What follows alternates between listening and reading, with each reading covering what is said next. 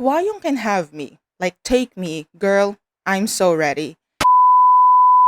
Anyways, why are we talking about this show when it's not yet done? That would be me and my obsessive tendencies. So, watch me make this show my whole personality for the rest of the year.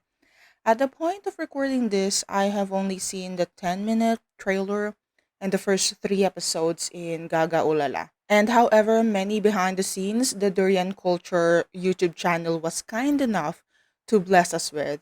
So this video will be more like a recap than a review and lots of speculations. So how are we doing so far? Now that we finally have a proper Omegaverse show and not whatever Pete Babe was peddling. I know a lot of people was confused with the trailer, even though in my opinion they gave quite a lot in that 10 minutes that I can basically break down to you the storyline of the series. I know that editing is quite something. It was a choice. There will be a lot of spoilers in this one, so if that's not something you're looking for, this will be your chance to exit the video and I will see you in the next one. So I think the main reason why the trailer and even the first episode are so confusing is because of the two characters. The two alphas have very similar names and they also look similar at first glance, and with the fast-paced editing of the trailer, it's pretty hard to tell who's who. So first off, Omegaverse 101. The Omegaverse lore in this show sticks pretty closely to the widely accepted basics of the ABO trope as is shown in a lot of mangas, webtoons, and fanfic. The setup is usually some form of genetic mutation or a virus that led to the evolution of the secondary genders: alpha, the dominant and the often aggressive type; beta, the neutral, middle ground; and omega, the more submissive, emotionally sensitive, and biologically geared for breeding role. In some niches, you will find a fourth one, the enigma, which is really just an overpowered omega with extra abilities, depending on the story. It's like the final boss or the queen in this instance. We leave to serve Huayong in the show. And I think my daughter mentioned the fifth one as well, but we're not going there. Then there's one of the more controversial aspects of the Omegaverse: heat and rot. If you've been in the fandom long enough, you already know where this is going. In most ABO stories, Omegas go into heat, a period of heightened arousal, intense biological drive, and an almost compulsive need to mate. And yes, it's usually described just like that: mate. Not have sex, mating. Because ABO is basically just some type of werewolf romance without the fur.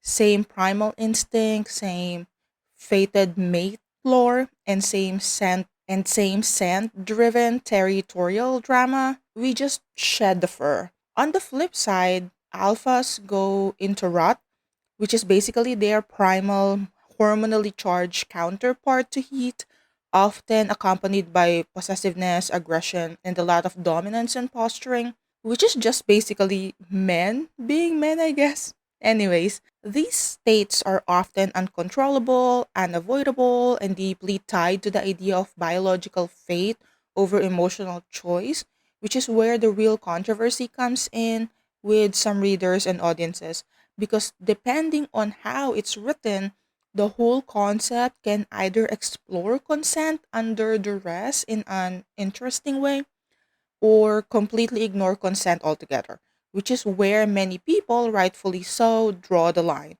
It really depends on the writer.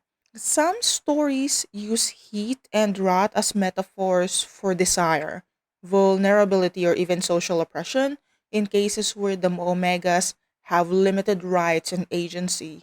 Others just lean into the smut and the pheromones, I guess, which is fair enough, right? No judgment here, whatever floats your boat. So we have four characters in this show that forms two couples. It looks like the show will follow the usual format of a C drama where they establish the main couple first and then explore the secondary couple in latter episodes. So first is Wayong, the enigma, the queen, the moment. He's an illegitimate child of a businessman, They're in the pharmaceutical and medical research, if I'm not mistaken. The business is originally just a local company until Wyong made them globally known and renamed the company X Holdings, which I'm assuming and speculating that the reasons for their breakthroughs is because of the Enigma gene or the Enigma pheromones, which Hwayong has. I'm assuming that's because we've seen the trailer that Hwayong can heal. They also mentioned that his scent is that of an orchid because, of course, there's scenting in the show. The alpha to him is the CEO of the other company, which I forgot the name of. Alpha is Sheng Xiaoyu. They've mentioned that he's an S tier alpha, which normally refers to someone with strong pheromones. His company is also in the same medical pharmaceutical research field, and currently they are looking for the cure for cancer of the sweat glands that his father has. I don't know if they already said what his scent is and I missed it. So if you know, comment down below, please. Huayong is obviously very obsessed with Shang Xiaoyu, and if I know my BL lore, means he met him before, and they have some interaction in the past where Xiaoyu left an impression with Huayong, leading to this obsession. The other alpha is Shen Wenlang. He's the CEO of HS Group, the rival company to Xiaoyu's. He's friends with Huayong, or they're just strictly business partners. Their interactions are pretty, not exactly friendly, but they are obviously working together. Shenwen Lang is also helping Huayong manipulate his way into Xiaoyu's life. He hates omegas and omega pheromones, which I'm sure they will eventually reveal some type of trauma. Not sure what his scent is either, so if you know, share your knowledge down below, please. Thank you. Then there's the Omega to Shenwen Lang.